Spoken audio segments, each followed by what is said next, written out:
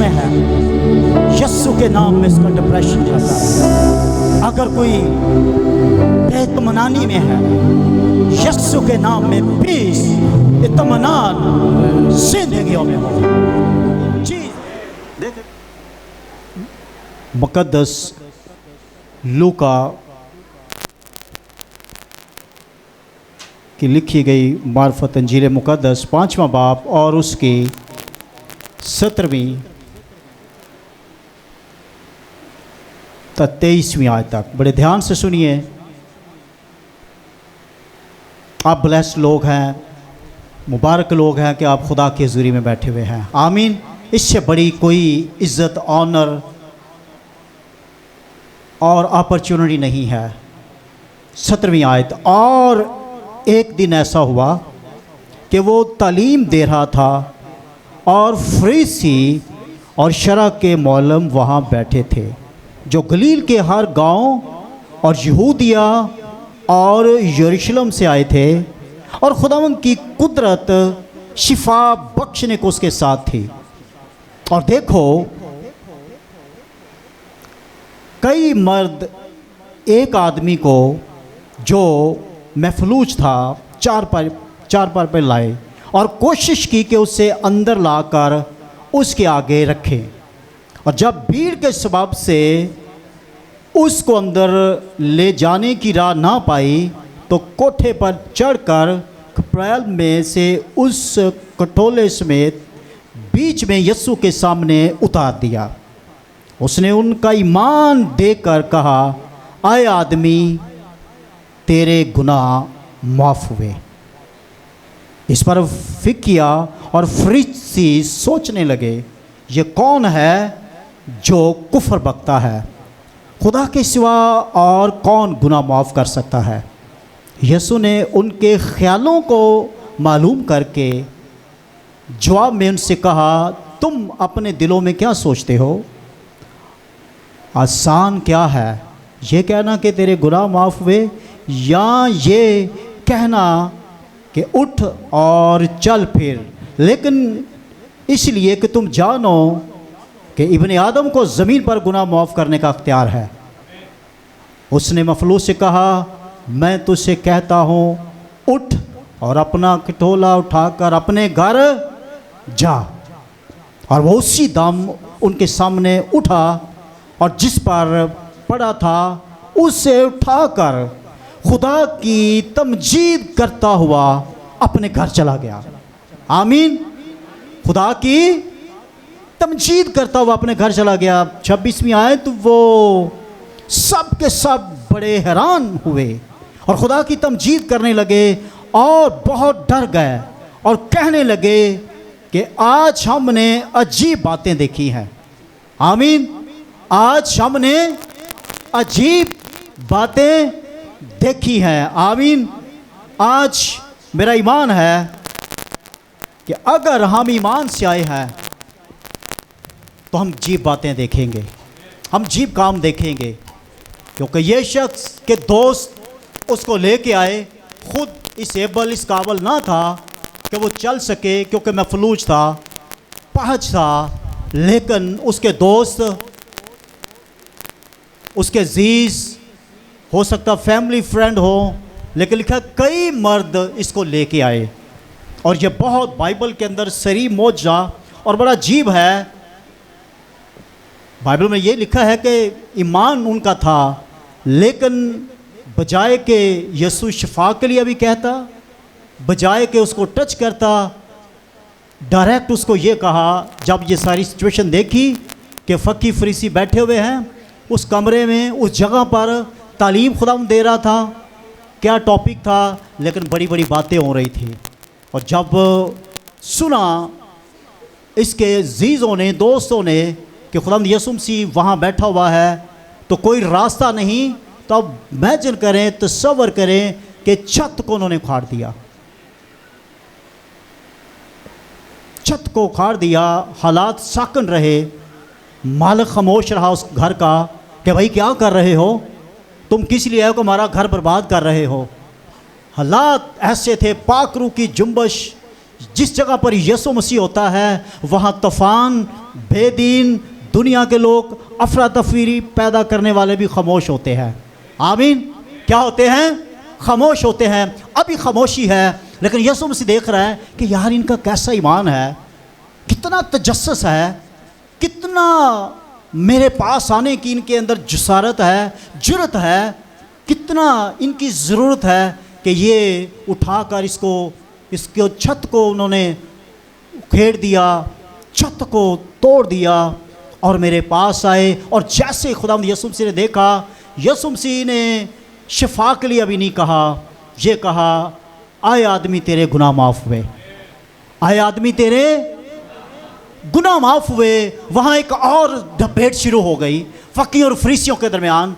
इसकी ज़िंदगी तो उस दिन बच गई, इस बंदे की तो निजात हो रही है, ये तो बंदा शिफा भी पा रहा है, निजात भी पा रहा है। लेकिन जो स्कॉलर थे ये कहने लगे, एक उल्ट सवाल उनके अंदर आ गया कि ये कौन है जो गुनाह माफ़ करता है, ये कुफ्र बकता है। क्योंकि बाइबल में ये सच बात है, यहूदी ईमान के मुताबिक, बल्कि हमारा भी ईमान है कि गुनाह सिर्फ खुदा ही माफ़ कर सकता है। आमीन। लेकिन बाइबल में लिखा है जब वो खुदा का बेटा है, जब अहलूयत उसके अंदर काम कर रही है, जब वो तसलीस का दूसरा कानून है, जब वो कलाम है जिसके लिए लिखा है इब्तिदा में कलाम था, कलाम खुदा के और कलाम ही जब वो खुदा है तो उसको इख्तियार है कि वो गुनाह माफ़ करे और शिफा दे। और इस तरह उसने ये जब अनाउंसमेंट दी कि आदमी तेरे गुनाह माफ़ हुए, बस तू उठ, अपनी चार पे उठा और घर जा। क्या कर? कैसा मोजज़ा हुआ। इसका ये मतलब नहीं है, यहाँ ये नहीं बताया गया कि इसका गुनाह क्या है या गुनहगार है या नहीं है, लेकिन बाइबल ये ज़रूर बताती है कि इस दुनिया के अंदर तमाम बशर आदम और हवा के गुनाह की वजह से उस गुनाह के अंदर मौजूद है, उसके ज़िम्मेदार हैं। नस्ल इंसानी, आदम की नस्ल ज़रूर गुनहगार है। इसलिए खुदावंद यीशु मसीह ने इस बात का बताया कि इंसान की जो असल ज़रूरत है उसकी मुआफ़ी है। आमीन। जब किसी शख्स को मुआफ़ी मिल जाती है तो फिर उसकी ज़िंदगी के अंदर हर तरह की बहाली होती है। याद रखें, दुनिया के अंदर जितनी भी यहाँ मुश्किलातें हम देखते हैं, परेशानियाँ देखते हैं, बीमारियाँ देखते हैं, बेतमनानी देखते हैं, उलझने देखते हैं, गुर्बत देखते हैं, लड़ाई झगड़े जंगो जदल देखते हैं, ये सिर्फ गुनाह की वजह से है। किसकी वजह से है? और बाइबल के अंदर लिखा है सब ने गुनाह किया और खुदा के जलाल से, रोमियो 3:23। इसलिए सब ने गुनाह किया और खुदा के जलाल से महरूम है। इस शख्स का गुनाह तो नहीं बताया गया, लेकिन ज़रूर ये गुनहगार ही है। ये साबित है, उस ज़माने के अंदर भी ये बात मशहूर थी कि अगर किसी के ऊपर कोई आफत आती है, कोई मुश्किल के अंदर है, कोई तंगी के अंदर है, तो ज़रूर इसका कोई गुनाह है। जैसे आपको यूहन्ना की इंजील के अंदर एक वाक़या मिलेगा, एक शख्स जन्म कंधा है, शागिर्द खुदावंद से पूछने लगे, खुदावंद क्या वजह है कि ये जन्म कंधा है, क्या इसने कोई गुनाह किया है या इसके माँ बाप ने? खुदावंद यीशु मसीह ने उस वक्त ये बताया कि ना इसने ना इसके माँ बाप ने, लेकिन ये इसलिए हुआ है कि खुदा का जलाल देखे। लेकिन आदम के गुनाह की वजह से तमाम नस्ल इंसानी गुनाह में है। सो इसकी ज़िंदगी के अंदर जो एक अजीब काम हम देखते हैं कि आज ये शख्स ना कि सिर्फ शिफा पा गया बल्कि निजात भी पा गया। जब ये अनाउंसमेंट होती है कि तेरे गुनाह माफ़ हुए हैं तो खुदावंद ने उसको शिफा दे दी। आज ये मैं बात आपको बताना चाहता हूँ, आपका मसला कोई भी क्यों नहीं, आपका मसला शिफा है, बेचैनी है, बिजनेस है, कुछ और है, बाइबल ये बताती है कि ये गुनाह ही की वजह है। दुनिया, जिस दुनिया के अंदर आज हम रह रहे हैं, अफरा तफरी, चूँकि ये दुनिया खुदा के स्टैंडर्ड म्यार से घिरी हुई है। पूरी दुनिया में चले जाएं आप, आपको हर जगह परेशानियाँ, मौत, बीमारियाँ, हॉस्पिटल, जेलें, लड़ाई झगड़े, उलझने सब मिलेंगी। इसीलिए आज दुनिया के अंदर तमाम बड़े आज़म जंगों परेशानियों के अंदर उलझे हुए हैं। और ये इस बात की अलामत है कि इंसान की जो फितरत है गुनाह लुदा है, इसीलिए वो मरने और मारने के ऊपर तुल जाता है, क्योंकि उसकी जो सोच के अंदर, उसकी जो ज़िंदगी के अंदर है वो गुनाह है। इसलिए बाइबल में लिखा है गुनाह की मजदूरी मौत है। गुनाह की मजदूरी क्या है? मौत है। रोमियो 6:23 के अंदर लिखा है गुनाह की मजदूरी मौत है।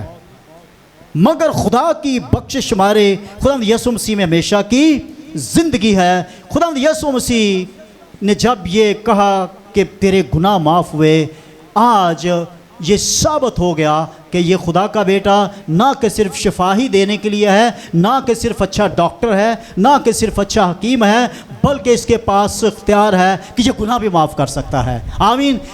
اس کے پاس اختیار ہے کہ آپ کو خدا کی بادشاہی کے اندر بھی داخل کر سکتا ہے۔ آج اس کی زندگی کے اندر ایک ایسا معجزہ ہوا جو چارپائی پر پڑا ہوا تھا، خدا نے اس کی زندگی کو نہ صرف شفا دی بلکہ نجات بخشی۔ سو ہماری دنیا جب آج ہم دیکھتے ہیں کہ یہ گری ہوئی دنیا ہے، اسی لیے ہم اس دنیا کے اندر بے اطمینانی دیکھتے ہیں، موت دیکھتے ہیں، بیماریاں دیکھتے ہیں، انسان لو لیس ہے، یعنی طبعی محبت سے خالی ہے، اس کے اندر محبت نہیں۔ یہی وجہ ہے کیونکہ وہ گناہ کے اندر ہے، اس کی زندگی کے اندر گناہ ہے، غربت ہے، بے اطمینانی ہے، طوفان ہے، پریشانیاں ہیں، یہ گناہ کی وجہ سے ہے۔ اس لیے خداوند یسوع مسیح نے کہا اس شخص کی ضرورت ہے معافی۔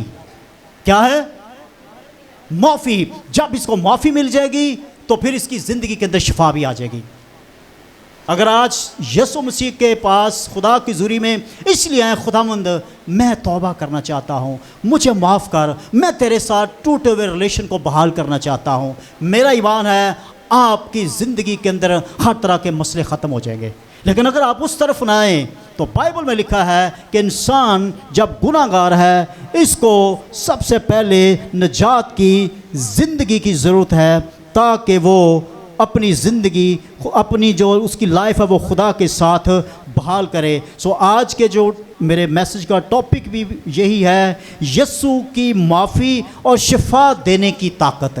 اس جگہ پر نہ کہ صرف ہم دیکھتے ہیں کہ اس کے پاس طاقت ہے کہ وہ شفا دے سکتا ہے، بلکہ اس کے پاس طاقت ہے کہ انسان کو جہنم سے بچا کر خدا کی بادشاہی میں داخل کر سکتا ہے۔ اسی کے پاس عالم ارواح کی کنجیاں ہیں، وہی راہ حق اور زندگی ہے۔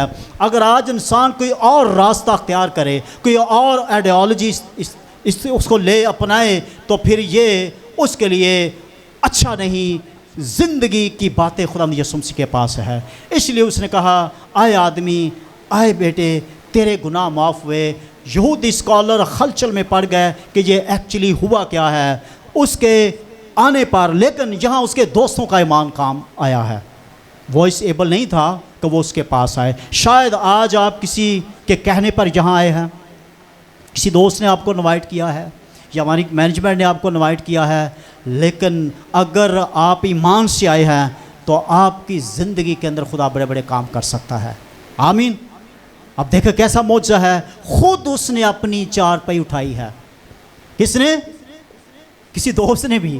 تو یسوع نے کہا تو خود اٹھا، طاقت آئے گی، تیرے پاس شفا آ گئی ہے۔ میٹر یہ نہیں، مسئلہ یہ نہیں کہ شاید وہ دونوں ٹانگیں رکھتا ہوا اگر اس کو آج معافی نہ ملتی، اگر وہ گناہی میں مر جاتا تو وہ جہنم میں چلا جاتا۔ اس لیے اس کی آج بڑی ضرورت معافی تھی۔ آمین۔ بڑی ضرورت کیا تھی؟ معافی تھی۔ جب اس کو معافی مل گئی تو پھر اس کو شفا بھی مل گئی۔ جب اس نے قبول کیا اس بات کو کہ معافی دینے والا جب مجھے کہہ رہا ہے، اس کے اندر ایک ایسی قوت، ایسی طاقت آئی کہ وہ کھڑا ہوا اور چلنے پھرنے لگا، اور لوگ حیران ہو گئے۔ لوگ کیا ہو گئے؟ لکھا لوگ حیران ہو گئے، لوگ سوچنے لگے کہ یہ سب کچھ کیا ہو رہا ہے، اور خدا کی تمجید کرنے لگے اور بہت ڈر گئے اور کہنے لگے آج ہم نے عجیب باتیں دیکھی ہیں کہ شخص نے، اگر یسوع مسیح یہاں جب اس نے کہا کہ تیرے گناہ معاف ہوئے ہیں، اور اس کے بعد اس نے حکم دیا کہ اپنی چارپائی اٹھا اور چل پھر، اگر خداوند یسوع مسیح خدا کا بیٹا نہ ہوتے، الوہیت اس کے اندر نہ ہوتی، الہی ہستی نہ ہوتے، تو پھر وہ نہ چلتے، ان کے گناہ معاف ہوتے، اور وہاں اس کی جو منسٹری ہے اس کی سٹوری بالکل سٹاپ ہو جاتی، لوگ اس پر ہنسنا شروع کر دیتے، لوگ گھر کو واپس چلے جاتے۔ لیکن پہلے اس نے یہ اختیار دیا کہ تیرے گناہ معاف ہوئے، کیونکہ لکھا ہے تم جان لو کہ ابن آدم کو زمین پر گناہ معاف کرنے کا اختیار ہے۔ اس کا مطلب ہے اس کی ونڈیکیشن اس کی ہو گئی، ثابت ہو گیا، ججڈ ہو گئی، اس کا انصاف ہو گیا، خدا کی عدالت سے وہ بری ہو گیا، اسی لیے فوراً شفا وقوع میں آئی۔ آمین۔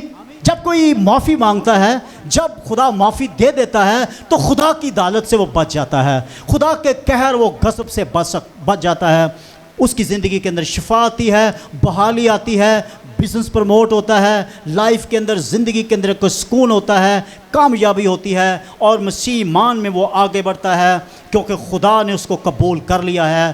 خداوند یسوع مسیح نے یہاں دونوں طاقتوں کا مظاہرہ کیا ہے، دونوں طاقتیں ظاہر ہوئی ہے، معجزانہ قدرت بھی اور معاف کرنے والی بھی قدرت۔ آمین۔ اگر اس کو معافی نہ ملتی تو بعد میں وہ چلتا پھرتا بھی نہ، آمین، اس کے بعد وہ چلتا پھرتا بھی وہ اس قابل نہ ہوتا۔ اس لیے اس کا مطلب ہے کہ اس کو معافی ملی ہے، خدا نے اس کو قبول کیا ہے۔ بائبل میں لکھا ہے، جو کچھ یوحنا کی انجیل کے اندر لکھا ہے، باپ نے سارا اختیار عدالت کا بیٹے کو دے دیا ہے۔ کس کو دے دیا ہے؟ بیٹے کو دے دیا ہے۔ یہاں بیٹے نے اعلان کیا کہ تیرے گناہ معاف ہوئے، بس تو چل پھر، اور لکھا فوراً اٹھ کر چلنے پھرنے لگا، اور اس نے اپنا بستر اٹھایا، چارپائی اٹھائی، اور لکھا ہے اٹھ کر اپنا کٹولا اٹھا کر اپنے گھر جا، اور ایسا ہی ہوا کہ وہ اپنے گھر چلا گیا۔ 25 آیت، اور وہ اسی دم ان کے سامنے اٹھا۔ کن کے سامنے؟ جو خداوند یسوع مسیح کو کہہ رہے تھے کہ یہ کفر بکتا ہے، اس کے پاس کیا اتھارٹی ہے، گناہ صرف خدا ہی معاف کر سکتا ہے، لیکن آج ثابت ہو گیا ہے کہ گناہ معاف کرنے کی اس کے پاس قدرت ہے۔ آمین۔ لکھا ہے میرے بند کیے ہوئے کو کوئی کھول نہیں سکتا۔ آمین۔ جس کو وہ مجرم ٹھہرائے گا اس کو کوئی راست باز نہیں ٹھہرا سکتا۔ ساری دنیا کہہ دے کہ یہ بندہ میرے وسیلہ سے جنت میں چلا جائے گا، نہیں، لکھا ہے جب وہ کھولتا ہے تو کوئی بند نہیں کر سکتا، جب وہ بند کرتا ہے تو کوئی جب اس نے کہا کہ تیرے گناہ معاف ہوئے تو معافی مل گئی، اور اس کے بعد اس نے کہا کہ چل کھڑا ہو۔ آج آپ کا ایمان آپ کے لیے بہت کچھ کر سکتا ہے، کیونکہ بائبل میں لکھا ہے کہ جب اس نے ان کا ایمان دیکھا، یہ سب ایمان کا مظاہرہ ہے۔ آمین۔ کس کا مظاہرہ ہے؟ ایمان کا۔ 20 آیت دیکھیں، اس نے ان کا ایمان دیکھ کر کہا، کیسا ایمان ہے کہ یہ بندے کتنی مشکل سے وہاں چھت کراس کی ہے، پتہ نہیں کیسی سیڑھیاں تھیں، کیا سورس تھے، کیسے چھت کے اوپر آئے ہیں، اور جب دیکھا کہ کوئی راستہ نہیں آگے جانے کا، یسوع کے پاس آنے کا۔ بائبل کے اندر ساری جگہوں پہ لکھا ہے جب بھی کوئی خدا ان کے پاس آتا، ایمان کہتا، جا بیٹی تیرے ایمان نے تجھے۔ صوبیدار نے جب کہا خداوند تو اگر یہیں سے کہہ دے گا تو میرا ملازم شفا پا جائے گا۔ 12 برس کی عورت کے اندر یہ بڑا ایمان جم چکا تھا کہ اگر میں اس کے پلڑے ہی کو چھو لوں گی تو شفا پا لوں گی۔ لیکن اگر کوئی شخص یسوع ہی کو گلے لگا لے، یسوع کو ہی اپنی زندگی میں لے آئے، تو پھر کیا بنے گا؟ ہاں جی راجہ بھائی، پھر کیا بنے گا؟ پھر تو زندگی کے پانی کی ندیاں بہہ نکلیں گی، پھر تو ایسا دریا بن جائے گا کہ روح القدس کا بہاؤ آئے گا۔ لیکن ایمان کی بڑی ضرورت ہے۔ اس کے دوستوں کا آج ایمان تھا کہ خدا ان کے پاس لے کے چلیں اور اس کو شفا ملے گی۔ اس کی زندگی کے اندر آج بڑا ڈبل معجزہ یہ ہوا کہ یہ شخص، اس کے گناہ بھی معاف ہو گئے اور اس کی زندگی کے اندر شفا بھی آ گئی، اور ایمان کے سبب سے اس کا ایک بڑا اس کی زندگی کے اندر کام ہوا۔ آمین۔ ایک بڑا گریٹ اسکالر ہے اسپرجن، وہ کہتا ہے کہ اگر کوئی دوست کسی کو مسیح کے پاس لے کے آتا ہے تو سنیں ان کی کوالٹی کیا ہونی چاہیے۔ وہ بڑے مضبوط ہوں، وہ بڑے یسوع کے پاس لانے والے لوگ خود بڑے مضبوط ہوں۔ بہت دفعہ لوگ کہتے ہیں یار آؤ چرچ چلو، لیکن خود ان کی زندگی ٹھیک نہیں ہوتی، اس لیے میجورٹی میں ان کے کہنے کا کوئی اثر نہیں ہوتا، ان کی وجہ سے کوئی بچ نہیں پاتا۔ مسیح کے پاس لانے والے خود بڑے کیا ہوں؟ مضبوط ہوں۔ آج اس کو جو لوگ لے کے آئے تھے وہ بڑے مضبوط تھے، کیونکہ برڈن وزنی بہت زیادہ ہے، وزن بہت زیادہ ہے۔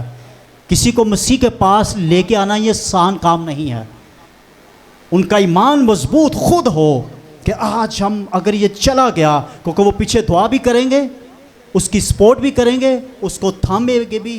انہوں نے پوری طرح بڑی کوشش کی، کتنا وزن تھا آپ اندازہ کریں، کیسے چھت کے اوپر ایک ایسا بندہ، اور جب خود بندہ نہ چلتا ہو تو کہا جاتا ہے کہ اس کا وزن بھی بہت ڈبل فیل ہوتا ہے، کیونکہ اس کا اپنا وزن اپنے ٹانگوں پہ وہ کھڑا نہیں ہوتا۔ لیکن ان دوستوں نے، ان آدمیوں نے بڑی جسارت کی اور بڑا ایمان سٹرونگ تھا کہ آج یہ ہمارا دوست، یہ ہمارا عزیز شفا پائے۔ اس لیے جو مسیح کے پاس لوگوں کو لے کے آتے ہیں وہ بڑے سٹرونگ ہو، مضبوط ہوں، کیونکہ وزن جب آپ کسی کو لے کے آتے ہیں، ذمہ داری، وہ شخصیت، یہ ذمہ داری بہت ہیوی ہوتی ہے۔ آمین۔ اور ہمیشہ آپ ایمان سے لوگوں کو لے کے آئیں، کیونکہ ایمان کام کرتا ہے۔ آمین۔ اگر آپ کسی کو اس سوچ سے، اس پیشن سے نہیں لے کے آتے کہ وہاں بہن جی جائیں آپ کو شفا ملے گی، میرا ایمان ہے آپ کو برکت ملے گی، آپ کا جب ایمان اس طرح کا ہوگا تو پھر اس شخص کو برکت ملے گی، لیکن آلریڈی یہ آپ کو خود پہلے تجربہ ہوا ہو۔ آمین۔ ورنہ پھر یہ آپ کو بڑا بوجھ محسوس ہوگا، یہ بے فائدہ ہوگا۔ اس لیے یقین بہت ضروری ہے، ورنہ یہ سب کچھ بے معنی ہوگا۔ ان دوستوں کا بڑا یقین تھا کہ آج اس کو شفا ملے گی، آج اس کی زندگی کے اندر ایک نیا کرشمہ ہوگا۔ اور ایک عجیب باتیں لوگوں نے کہا کہ ہم نے ایسی باتیں دیکھی نہیں، کیسے اسرائیل کے اندر کام ہو رہا ہے۔ ڈاکٹر ہمیشہ اپنے طریقہ کار وہی بنائیں گے کہ اگر کسی کو ہارٹ کا اٹیک ہوا ہے وہ سب سے پہلے کہیں گے جلدی جلدی جو اس کی ECG کراؤ، کیا کراؤ، ایسے ہی ہے۔ اس کے بعد ایک اور پھر ٹیسٹ ہے، جلدی جلدی وہ کارڈیالوجی میں بھیج دیں گے۔ ان کے پاس کوئی اور طریقہ نہیں، ایسا نہیں ان کے پاس ہو سکتا کہ وہ جناب کہہ دیں کہ یہ بندے کو گناہ کی وجہ سے اٹیک ہوا ہے، اس کے اوپر کہے کہ تیرے گناہ معاف ہوئے، دعا کرنا۔ کوئی بھی آپ کو ڈاکٹر نہیں ملے گا وہ دعا کرنا شروع کر دے، کیونکہ ان کے پاس یہ میتھڈ ہے ہی نہیں۔ خدا یسوع مسیح کے پاس اس کو پتہ ہے کہ اس شخص کو نجات کی ضرورت ہے، اس کو معافی کی ضرورت ہے، یہ گناہ کی وجہ سے جکڑا ہوا ہے شخص۔ کس کی وجہ سے جکڑا ہوا ہے؟ بائبل کے اندر بہت سارے ایسے واقعات ہیں کہ لوگ گناہ کی وجہ سے جکڑے ہوئے ہیں۔ ہماری دنیا کے اندر جو مشکلاتیں ہیں یہ گناہ کی وجہ سے ہے۔ آپ کی زندگی اگر آگے نہیں بڑھ رہی، آپ کی زندگی کے اندر آ کے آپ موو نہیں ہو رہے، اس کا یہ مطلب ہے کہ گناہ کی وجہ ہو سکتی ہے، خدا کے ساتھ ریلیشن آپ کا ٹھیک نہیں ہو سکتا۔ اس لیے خدا کے ساتھ رشتے کو بحال کرنے کی ضرورت ہے تاکہ آپ جان جائیں کہ اصل وجہ کیا ہے، نہ شفا پانے کی، نہ کامیابی کی وجہ کیا ہے۔ بائبل میں لکھا ہے وجہ گناہ ہے۔ کیا ہے؟ جب لکھا ہے سب نے گناہ کیا اور خدا کے جلال سے محروم ہے، لکھا ہے گناہ کی مزدوری کیا ہے؟ موت ہے، یعنی پریشانیاں ہیں۔ گناہ کی مزدوری کیا ہے؟ موت ہے، پریشانی ہے، الجھنے ہے، غربت ہے، ٹینشن ہے، بے اطمینانی ہے، ناکامی ہے، گناہ ہے۔ اس دنیا کے اندر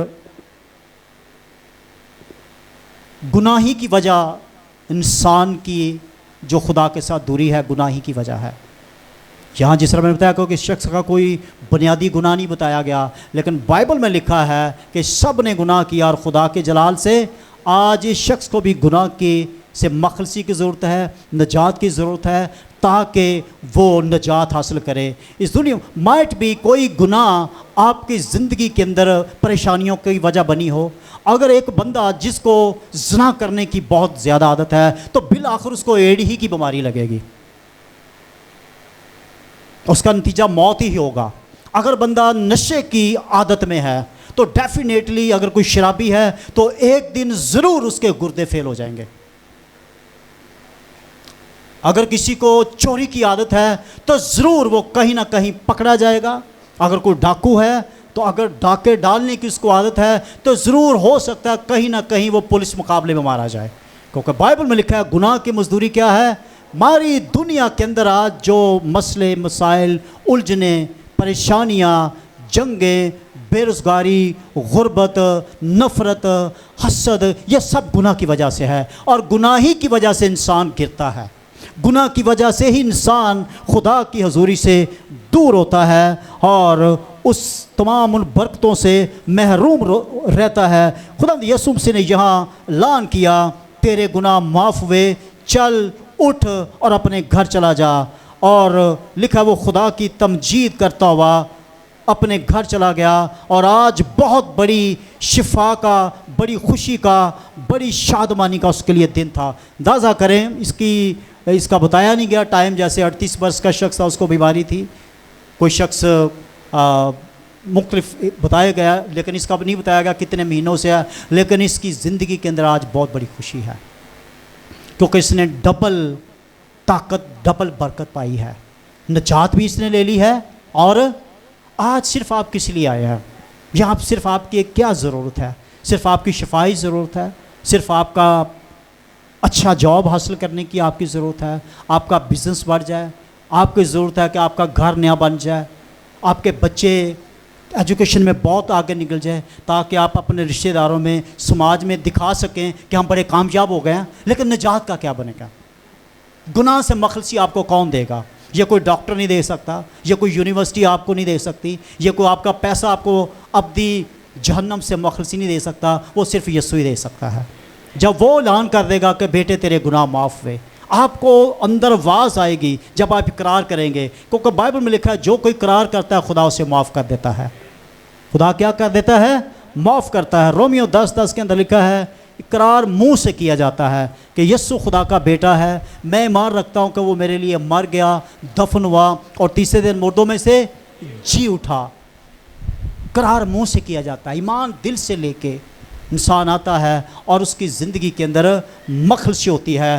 آج اگر آپ پہلی چیز کو جان جائیں کہ مشکلاتیں گناہ کی وجہ سے ہے، تو پھر آپ گناہ کو پکڑیں گے، آپ گناہ سے مخلصی حاصل کریں گے، آپ گناہ سے توبہ کریں گے۔ آپ جان جائیں گے جب، اگر آپ اس بات کو جان جائیں کہ ایکچولی میری ناکامیوں کی وجہ گناہ ہے، کوئی شخص نہیں ہے، میرا کوئی اپنا میرا دشمن نہیں ہے۔ ہم بہت دفعہ اپنے دوستوں کو، اپنے عزیزوں کہتے ہیں جی وہ ہمارے سے حسد کرتے ہیں، وہ انہوں نے کچھ کیا ہوا ہے، ہمارے یہاں معاشرے میں یہ بڑی بات ہے کہ انہوں نے جہاں کچھ کر دیا ہے ہمارے بزنس پر، ہمارا گھر نہیں چاہتے کہ وہ اچھا بن جائے، چاہتے نہیں کہ ہم ترقی کریں۔ بھائی کوئی نہیں روک سکتا آپ کی ترقی، آپ کی اگر ترقی روک سکتا ہے تو وہ صرف گناہ روک سکتا ہے۔ کون روک سکتا ہے؟ اس شخص کا جو مفلوج پن تھا، کسی شخص نے اس کو مفلوج نہیں کیا ہوا تھا، گناہ نے اس کو مفلوج کیا ہوا تھا۔ اور گناہ جب تک خدا نہ معاف کرے، جب تک مسیح نہ اعلان کرے کہ جو کوئی میرے پاس آئے گا وہ زندگی پائے گا۔ یوحنا 3:16 میں لکھا ہے کیونکہ خدا نے دنیا سے ایسی محبت رکھی کہ اپنا اکلوتا بیٹا، تاکہ جو کوئی ہلاک سے مراد ابدی جہنم، دنیا کے اندر پریشانیاں، دنیا کے اندر مارے پھرنا، دنیا کے اندر بار بار ناکام ہونا، دنیا کے اندر بار بار بیمار ہونا، دنیا کے اندر بار بار بے چین ہونا، یہ ہلاکتیں ہیں۔ یہ کیا ہے؟ ہلاکتیں ہیں۔ خدا یسوع مسیح آج بھی یہاں بیان کر رہے ہیں کہ اگر کوئی جان جائے کہ میرے پاس گناہ معاف کرنے کا اختیار ہے تو میں اسے معافی دے دوں گا۔ اس لیے فکر مند ہوں کہ آپ کی ترقی کے اندر جو رکاوٹ ہے وہ آپ کا گناہ آپ ہی ہو سکتے ہیں، اس لیے اقرار کی ضرورت ہے۔ آج بہت دفعہ شاید آپ کہیں کہ میں نے تو توبہ کی ہوئی ہے، میں تو آلریڈی چرچ جاتا ہوں، میں تو آلریڈی یہ کام کرتا ہوں، لیکن اگر آپ کی زندگی کے اندر کچھ ایسے کام ہے تو آپ کو نجات کی، آپ کو توبہ کرنے کی ضرورت ہے۔ غلطیوں 5:19 کے اندر میرے ساتھ دیکھیں کہ آج اگر یہ باتیں انسان کی زندگی میں ہو تو وہ کسی بھی مشکل کے اندر پھنس سکتا ہے۔ 19 اب جسم کے کام تو ظاہر ہے، یعنی حرام کاری، ناپاکی، شہوت پرستی، بت پرستی، جادوگری، عداوتیں، جھگڑا، حسد، غصہ، تفرقے، جدائیاں، بدعتیں، بغض، نشہ بازی، ناچ رنگ اور ان کی مانند، ان کی بابت تمہیں پہلے سے کہہ دیتا ہوں جیسا پیشتر جتا چکا ہوں کہ ایسے کام کرنے والے خدا کی بادشاہی کے وارث، یہ ایک لسٹ ہے، یہ کرائیٹیریا ہے خدا کا، یہ خدا کا معیار ہے کہ اگر کوئی اس لکیر سے کراس کرتا ہے تو وہ خدا کی بادشاہی کے اندر نہیں جائے گا۔ حسد آج ہمارے معاشرے میں عام ہے، آج ہمارے گھرانوں میں عام ہے، حسد، غصہ عام ہے، لڑائیاں جھگڑے تفرقے عام ہے، زناکاریاں عام ہو چکی ہے، بت پرستی عام ہے، اور یہ جسم کے کام ہے۔ بائبل میں کلیئر لکھا ہے یہ گناہ ہے، اور گناہ کی مزدوری کیا ہے؟ موت ہے، پریشانیاں ہیں، ناکامیاں ہیں، الجھنیں ہیں، ناخوشی ہے۔ آج خداوند یسوع مسیح اعلان کر رہا ہے کہ اگر کوئی میری آواز سن کر میرے پاس آئے گا تو میں انہیں زندگی دوں گا، میں انہیں نجات دوں گا، میں انہیں ابدی زندگی دوں گا۔ آمین۔ یسوع مسیح نے یوحنا 10:10 کے اندر فرمایا، میں اس لیے آؤں کہ تم زندگی پاؤ۔ کیا پاؤ؟ موت نہیں، پریشانیاں نہیں، الجھنیں نہیں، ٹینشنیں نہیں، ناکامیاں نہیں، پریشانیاں نہیں، ذلتیں نہیں، بلکہ زندگی پاؤ اور کثرت سے پاؤ۔ ایسی زندگی جو بھرپور زندگی ہو، جو شادمان ہو، جس میں سکون ہو، جس میں طاقت ہو، جس میں آنر ہو، جس میں آپ کو 100% پتہ ہو کہ میرا رشتہ یسوع مسیح کی وجہ سے خدا کے ساتھ بڑا مضبوط ہے۔ آمین، بڑا مضبوط ہے۔ پھر آپ کے لیے بھی یہی ہوگا، بیٹی بیٹا اٹھ چل، کیا کر؟ کیوں پھر رہا ہے باہر؟ کیوں گلیاں میں پھر رہا ہے؟ گھر جا اپنے، کیا جا؟ یہ پتہ نہیں کہاں پڑا ہوا تھا، کب تک یہ کب سے پڑا ہوا تھا؟ جیسے 38 برس سے یوحنا کی انجیل کے اندر لکھا وہ بندہ ہاس کے اوپر پڑا ہوا تھا 38 برس سے، لیکن جب یسوع مسیح آتا ہے سامنے تو فوراً کیا؟ یہ خدا کی قدرت کا معجزہ ہے، فوراً، بڑی دیر نہیں لگی۔ یوحنا ادھر آ، پطرس ادھر آ، ہاں دیکھو ذرا اس بندے کو چیک کرو، کیا مسئلہ، دعا شروع کرو۔ بائبل میں ایسا نہیں لکھا۔ ہاں یعقوب ادھر آؤ، جس جگہ پر یسوع ہوتا ہے وہاں حرکت میں چیزیں آنا شروع ہو جاتی ہے۔ آمین، وہاں دل کام کرنا شروع ہو جاتا ہے۔ آمین، وہاں گردے دوبارہ کام کرنا شروع ہو جاتے ہیں، وہاں آنکھوں کی بینائی بحال ہونا شروع ہوتی ہے، وہاں شوگر کنٹرول ہونا شروع ہو جاتی ہے۔ لیکن غلطیوں کے اندر جو میں نے پڑھا ہے، خبردار رہیں، اگر کوئی بھی آپ کے اندر ان میں سے کام ہے تو زمین کے اندر تو خطرہ ہی خطرہ ہے۔ زمین کے اوپر دریائے راوی جب بڑھ جاتا ہے تو پھر دائیں بائیں علاقوں کو خطرہ ہی خطرہ ہوتا ہے۔ خطرہ ہی نہ کہ صرف زمین پر خطرہ ہے، بلکہ ایسے لوگوں کو آسمان کی بادشاہی کے اندر انٹر ہونے بھی بڑی مشکلاتوں کا سامنا ہوگا۔ بولے کہ ایسے کام کرنے والے خدا کی بادشاہی کے وارث نہ ہوں گے تو پھر بتائیں مجھے آپ کا کیا فائدہ اس دنیا کے اندر؟ اگر آپ نام کے مسیح ہیں، نو میٹر آپ کسی بھی چرچ کے بڑے اسٹرانگ ممبر کیوں نہ ہو سکتا آپ ایلڈر ہوں، آپ خادم ہو، آپ ڈیکنس ہو، آپ کسی بھی منسٹری کے اندر ہو، آپ کسی بھی کام کے اندر ہوں، اگر یہ کام غلطیوں کے خط کے اندر ان کو ہر روز بار بار پڑھیں، لکھا ہے جیسا پیشتر کرنتھیوں کے خط کے اندر بھی بتا چکا ہوں کہ کیا تم نہیں جانتے کہ بدکار خدا کی بادشاہی کے وارث نہ ہوں گے؟ آج جو میسج میں آپ کو دینا چاہتا ہوں، آپ اس بات کی فکر کریں، آپ کو صرف شفا چاہیے، صرف خوشی چاہیے، صرف کامیابی چاہیے، یا جو بڑا انسان کا مسئلہ تھا زمین پر خداوند یسوع مسیح، یاد رکھیں، صرف اور صرف انسان کو نجات دینے آئے۔ آمین، اسی میں شفا ہے، اسی میں زندگی ہے، اسی میں ساری برکتیں آ جاتی ہیں، اسی میں سب کچھ آ جاتا ہے۔ جب انسان کے گناہ معاف ہوتے ہیں تو انسان کو ہر طرح کی برکتیں مل جاتی ہیں۔ آئیں آج اس پوائنٹ کو پلے باندھیں، اس پوائنٹ پر غور کریں کہ اگر آپ اپنے گناہوں کی فکر نہ کریں، اگر آپ صرف آپ کو اپنی کامیابی کی، اپنی شفا کی، کہ میں کون سے اچھے ڈاکٹر کے پاس جاؤں، کہاں کیسے میں شفا پا سکتا ہوں، کیسے میری اچھی جاب ہو سکتی ہے، شاید زیادہ ایجوکیشن کی ضرورت تھی، یا شاید زیادہ مجھے لنک کی ضرورت تھی۔ جب خدا کے ساتھ آپ کا لنک ہوگا تو پھر کسی انسانی لوگوں کی آپ کو ضرورت نہیں پڑے گی۔ یاد رکھیں، کسی سفارش کی ضرورت نہیں ہوگی، خدا خود آپ کی سفارش کرے گا۔ آمین، خدا خود اس آفس میں چلا جائے گا اور کہے گا میرے بندے کو، میری بیٹی کو کام دو، جاب دو، کیونکہ وہ میرے ساتھ ہے۔ جب یسوع مسیح آئے گا آپ کی زندگی کے اندر تو کسی سفارش کی ضرورت نہیں۔ جب وہ آپ کی زندگی کے اندر آئے گا تو شاید کسی مہنگے سے مہنگے MBBS ڈاکٹر کی بھی آپ کو ضرورت نہ پڑے۔